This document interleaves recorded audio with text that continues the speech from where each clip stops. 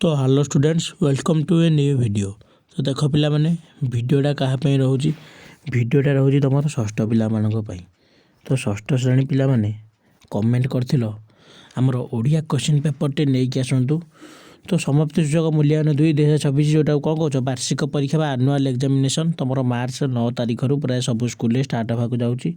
तो ओडियार प्रश्नपत्र पूर्ण संख्या तुम जान 50 मार्कर 2 घंटा टाइम रहिबो। छात्र छात्री नाम विभाग रोल नंबर निरीक्षक सिग्नेचर मारे परीक्षक तारीख तुम पकईकि चलतु क्वेश्चन कौन देछि देखिबा। तो चलो डिस्कशन करिबा। वीडियोटी को आरंभ करने पूर्व कही रखुची जो मैंने चैनल को नुआ देखुच टिके सब्सक्राइब कर दियो। सब्सक्राइब करदे सब्सक्राइब गोटे कला कलर बटन तले सब्सक्राइब लिखाई था सब्सक्राइब क्लिक करके सब्सक्राइब साइड गोटे ऑल नोटिफिकेशन लिखाई था ऑल नोटिफिकेशन क्लिक करदे जहाँफल जेकोसी मु वीडियो पठाऊँगी सर्वप्रथमें तुम मैंने पाइपर एवं वीडियोर लाभ उठे पार। तो चलतु डेरी नक डिस्कसन करवा और वीडियोटी लाइक करदे सांग मान सहित सेयार करदे। षष्ठ पिला माने वीडियोटी को देख देख कौन देछि। प्रथम गोटे अनुच्छेद को पढ़ी निम्नलिखित प्रश्नर उत्तर देखिए। प्रत्येक प्रश्नर मूल्य डाहाण पाखे दिखाई 1 मार्कर मूल्य 6टा दिखाई। देख कौन गोटे अनुच्छेद अच्छे आम पढ़िया। व्यासकवि फकीरमोहन विषय देख। व्यासकवि फकीरमोहन भाषा आंदोलन में जॉन बीम्स भूमिका उल्लेख कर से समय बालेश्वर कलेक्टर जॉन बीम्स साहेब को साहेब जॉन बीम्स साहेब जड़े भाषाविद पंडित बोली गवर्नमेंट रे परिचित थे। ओडिया अति प्राचीन स्वतंत्र भाषा। यही भाषा देश में बहुल शिक्षा दिहवा उचित। यही मर्मरे खंडे इंग्राजी पुस्तक लिखि से समय ओडिशार कमिशनर थिबा तांको परम बंधु टी रेभेन्सा पाखु पठाई देले।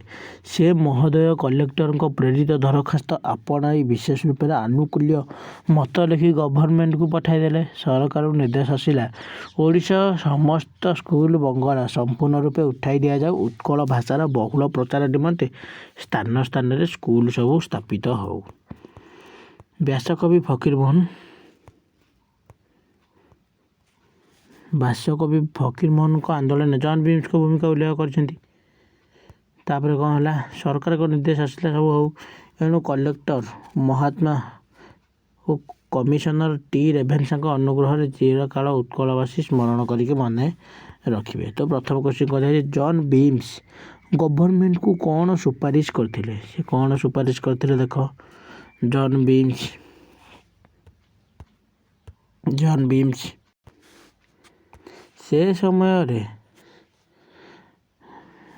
ओडिशार अति प्राचीन और स्वतंत्र भाषा देश में व्यवहार हवा उचित। बुझिपार ना बुझिपारे दरखास्त ओडिशार भाषा आंदोलन समय ओडिशार कमिशनर किए थे टी रेभेन्सा थे। सरकार ठारू कि निर्देश आसिला समस्त स्कूल बंगला संपूर्ण रूपे उठाई जाऊ। उत्कल भाषार बहुल प्रचार निमंते स्थान स्थान कौन स्कूल आमर स्थापित हो। तापर देखिए घ नंबर क्वेश्चन टी कौन देछि।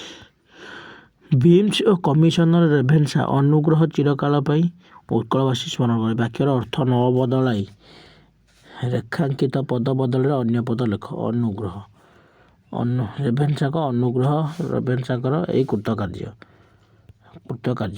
बा कृतित्व बा कार्य। तापर कौन देछि ओडिशार भाषा ओडिया भाषा पूर्वर उत्कल में क्यों भाषा प्रचलित होता क्यों भाषा बंगला भाषा। जॉन बीम्स क्यों अंचल कलेक्टर थे कौर बालेश्वर। नेक्स्ट देखिए कौन मयूरे गिरी शिखे थाई नृत्य करती मेघे चाई अतिथि देखी भक्त जने जैसे न दोष हुअंती मने यहाँ पिला माने कौन निज भाषा बुझाई लिखे जोड़ा कौन कौच सरलता कौच। तापर नेक्स्ट क्वेश्चन कौन अच्छे देखिए। ग्रीष्म ऋतु पर तुम्हें अनुभव करुवा ऋतुर नाम कौन। तो ग्रीष्म ऋतु पर क्यों ऋतु आसी था वर्षा ऋतु आसे क्यों मान कृष्ण को सिंह द्वार निकट में डाकुथिबार कवि दर्शाई क्यों मैंने गोपपुरवासी मैंने कौ मैंने गोपपुरवासी मैंने। तब देखिए कौन ट्रैफिक पुलिस द्वारा प्रदर्शित क्यों आलोक देखिए आम आगू को जावा क्यों आलोक सबुज आलोक देखिए आम कौन आगू को जावा। पुरातन भारतर छात्र मैंने शिक्षा लाभ कर स्थान ना कौन अरण्य बा बण ଜଙ୍ଗଲ 1921 ମସିହାରେ ବା ଆଶ୍ରମ ହୋଇପାରିବ। ହୋଇଥାଏ ଆନ୍ଦୋଳନ ନାମ କ'ଣ? ପିଲାମାନେ ଅସହଯୋଗ ଆନ୍ଦୋଳନ ତୁମେ ଜାଣିଛ 1921 ମସିହାରେ ହେଇଥିଲା। ସିପାହୀ ବିଦ୍ରୋହ ହେଇଥିଲା କେତେରେ ଏ ଯେଉଁ 1857ରେ ପ୍ରଥମ ଆନ୍ଦୋଳନ। ତା ଦେଇଛି ମହାପୁରୁଷମାନଙ୍କର ଜୀବନୀରୁ ଆମେ କ'ଣ ଶିକ୍ଷା ପାଉ? ପିଲାମାନେ ମହାପୁରୁଷଙ୍କ ଜୀବନୀରୁ ଆମେ କ'ଣ ଶିକ୍ଷା ପାଉ? ତାଙ୍କ ଭଳି ତ୍ୟାଗ, ତାଙ୍କର ସ୍ୱାଭିମାନ, ତାଙ୍କର ଦେଶ ପ୍ରତି ଆତ୍ମବଳିଦାନ ଇତ୍ୟାଦି ଆମେ ଶିକ୍ଷା ପାଉ। ତା ଦେଇଛି ଆମେରିକୀୟଙ୍କ କେଉଁ ଗୁଣଟି ଦେଖିଲେ ଆମକୁ ଆଶ୍ଚର୍ଯ୍ୟ ଲାଗେ? ଆମେରିକୀୟମାନେ କେଉଁ ଗୁଣ କରନ୍ତି? ସେମାନେ ସଦାବେଳେ କାର୍ଯ୍ୟ ପ୍ରତି ତାଙ୍କର ବ୍ୟସ୍ତତା ଦେଖାଯାଏ। କାର୍ଯ୍ୟକୁ ବହୁତ ଭଲ ପାଆନ୍ତି। ୱାର୍କ ଇଜ୍ ଗଡ୍ ସେ ମାନନ୍ତି।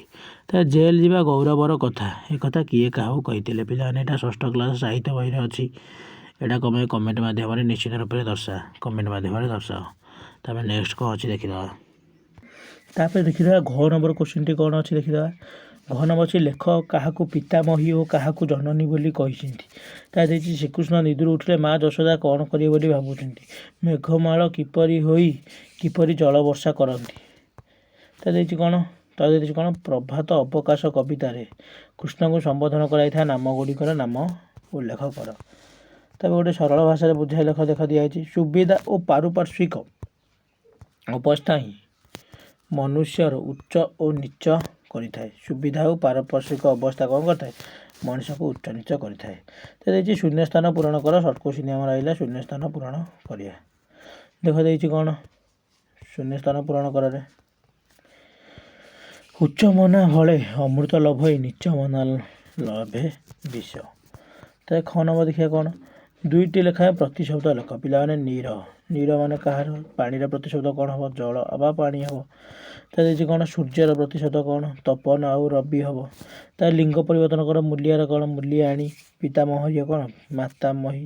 ପିତାମହୀର କ'ଣ? ମାତାମହୀ। ତା ଘ ନମ୍ବର କ'ଣ ଦିଆଯାଇଛି? ତଳେ ଶବ୍ଦ ଗୁଡ଼ିକୁ ସଜାଡ଼ି ଅର୍ଥପୂର୍ଣ୍ଣ ବାକ୍ୟରେ ବ୍ୟବହାର କରିକି ଲେଖିବା।